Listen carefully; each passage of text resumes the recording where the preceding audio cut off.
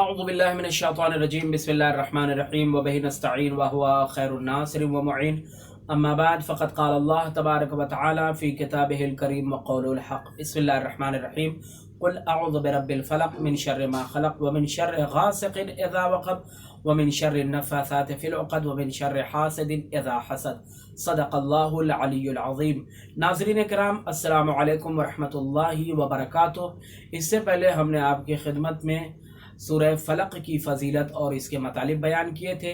آج اس سورہ کی مختصر سی تفسیر اور اس کے الفاظ کی وضاحت اور اس کے نکات آپ کی خدمت میں بیان کرنا مقصود ہے۔ اس سورہ کی پہلی آیت قل اعوذ برب الفلق، جس میں پیغمبر اکرم صلی اللہ علیہ وآلہ وسلم کو بطور پیشوا، نمونہ اور رہبر کے یہ حکم دیا گیا ہے کہ کہہ دیجئے کہ آپ سفید صبح کے پروردگار کی پناہ مانگتے ہیں، پناہ چاہتے ہیں۔ قل اعوذ برب الفلق، پناہ چاہتے ہیں سفید صبح کے پروردگار کی جو رات کی تاریکیوں کو چاک کر دیتا ہے۔ ومن شر ما خلق، اور ان تمام چیزوں کے شر سے جو اس نے پیدا کی ہے۔ لفظ فلق کے 3 معنی بیان کیے گئے ہیں۔ کہتے ہیں کہ لفظ فلق طلوع صبح کے معنی میں ہے، لفظ فلق زندہ موجودات کے تولد کے معنی میں، لفظ فلق خلقت و آفرینش کے معنی میں بھی ہے۔ اگرچہ یہ تینوں معانی دیکھا جائے تو ان تینوں معانی سے پروردگار عالم کی خلقت، اس کا تدبر اور اس کی عظمت کی واضح دلیل ہے۔ دوسری آیت ہے من شر ما خلق، ہر ان موجودات کے شر سے جو اس نے پیدا کی ہے پناہ مانگتا ہوں۔ اب ظاہر سی بات ہے، کیا موجودات پروردگار اپنے دامن میں شر لیے ہوئے ہیں؟ خلقت پروردگار اپنے دامن میں شر لیے ہوئے ہیں؟ تو اس کا جواب کچھ اس طریقے سے مفسرین کرام نے دیا ہے کہ خلقت تو وجود خیر محض ہے۔ پروردگار عالم نے جس چیز کو بھی خلق کیا بہترین اندازے پہ اور بہترین خلق کیا۔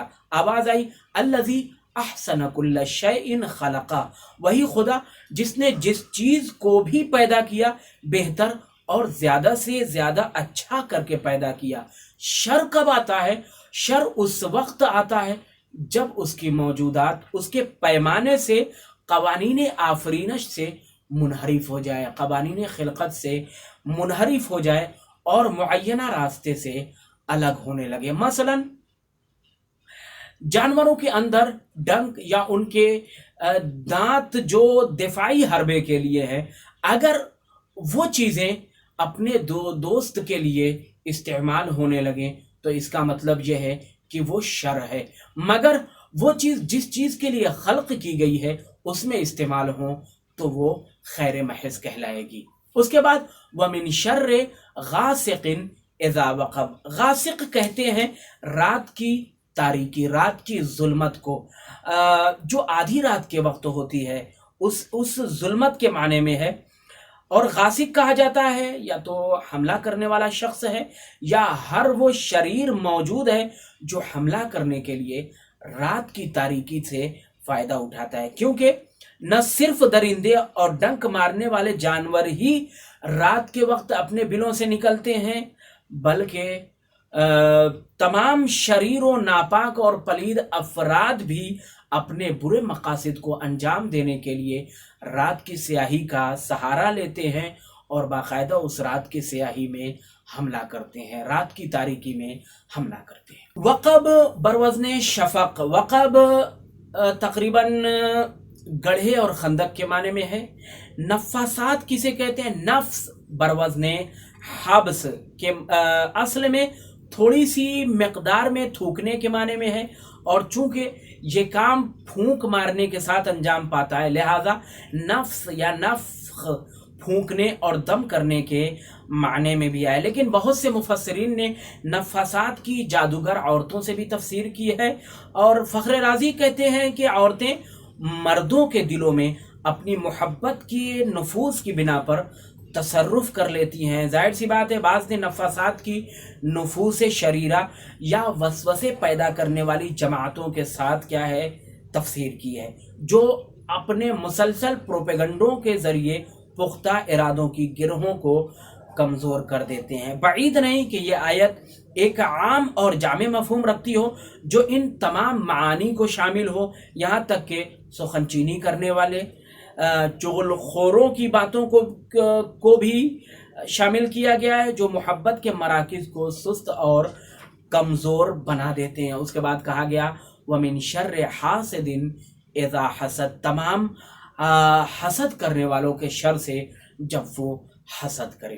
اس سورہ کے آغاز میں پیغمبر اکرم صلی اللہ علیہ وسلم کو جو حکم دیا گیا ہے تمام شریر مخلوقات کے شر سے پناہ مانگنے کی، اس کے بعد اس کی وضاحت کی گئی ہے۔ 3 قسم کے شر کی طرف اشارہ کیا گیا ہے۔ پہلا یہ کہ ان تاریک دل حملہ کرنے والوں کے شر سے جو تاریکیوں سے فائدہ اٹھاتے ہوئے حملہ آور ہوتے ہیں۔ دوسرے یہ ان وسوسہ پیدا کرنے والوں کے شر سے جو اپنی باتوں اور برے پروپیگنڈوں سے ارادوں، ایمانوں، عقیدتوں، محبتوں اور رشتوں کو سست اور کمزور بنا دیتے ہیں۔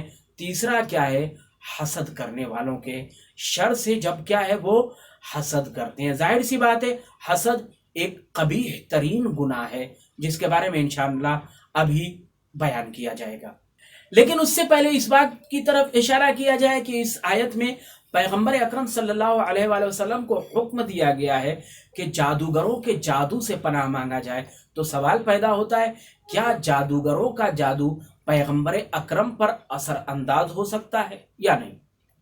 اس سوال کے جواب میں تفسیر نمونہ میں آیت اللہ ناصر مکارم شیرازی کچھ اس طریقے سے کہتے ہیں کہ زیر بحث آیت میں پیغمبر اکرم صلی اللہ علیہ وآلہ وسلم کو یہ حکم دے رہا ہے کہ جادوگروں کے جادو یا اس کے مانند چیزوں سے خدا کی پناہ مانگو، تو اس کا یہ مفہوم نہیں ہے کہ پیغمبر پر انہوں نے جادو کر دیا تھا یا ان کا جادو اثر انداز تھا، بلکہ اس کی ٹھیک مثال یہ ہے کہ پیغمبر خدا صلی اللہ علیہ وآلہ وسلم ہر قسم کی غلطی اور خطا و گناہ سے بھی خدا کی پناہ مانگتے تھے، یعنی خدا کے لطف سے استفادہ کرتے ہوئے ان خطرات سے بچے رہے، اور اگر خدا کا لطف نہ ہوتا تو آپ پر جادو کے اثر کرنے کا امکان تھا، مگر پروردگار عالم نے آپ کو عصمت دی ہے، پروردگار عالم نے آپ کو معجزہ دیا ہے، پروردگار عالم نے اور دیگر چیزیں آپ کو عطا کی ہے جس کے بعد نہ جادو اثر کر سکتا ہے،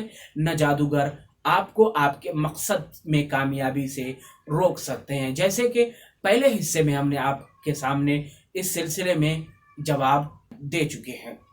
اس سورہ کی آخری آیت میں حسد کی مذمت کرتے ہوئے کچھ اس طرح سے کہا گیا ہے وَمِن شَرِّ حَاسِدٍ اِذَا حَسَد، اور حسد کرنے والوں کے شر سے جب کہ وہ حسد کرے۔ حسد واقعاً بری اور ایک شیطانی صفت ہے، شیطانی عادت ہے، اس سورہ کے آخر میں حسد کی مذمت کرتے ہوئے کچھ اس طرح سے کہا گیا ہے وَمِن شَرِّ حَاسِدٍ اِذَا حَسَد، کہ حسد کرنے والوں کے شر سے جب کہ وہ حسد کرے۔ حسد ایک بری اور شیطانی عادت ہے جو انسانوں میں تنگ نظری، ایمان کی کمزوری اور بخل کی وجہ سے پیدا ہوتی ہے۔ اس کی وجہ سے انسان دوسرے انسان کی نعمتوں کے زوال کی آرزو رکھتا ہے۔ حسد انسان کے ایمان کو ایسے ہی کھا جاتا ہے جیسے آگ لکڑی کو کھا جاتی ہے۔ آواز دی امام جعفر صادق علیہ السلام نے آفت الدین الحسد والعجب والفخر، حسد کرنا، عجب کرنا، فخر کرنا، خود کو سب سے بڑا کرنا سمجھنا دین کے لیے آفت ہے۔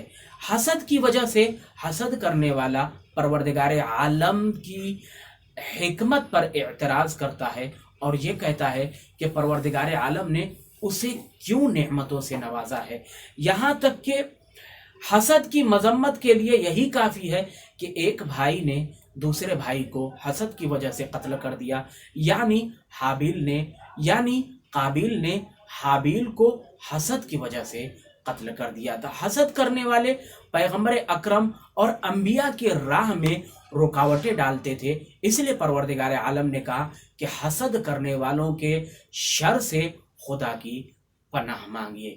پروردگارہ تجھے محمد والے محمد کا واسطہ ہمیں بھی حاسدوں کے شر سے محفوظ فرما۔ والسلام علیکم ورحمۃ اللہ وبرکاتہ۔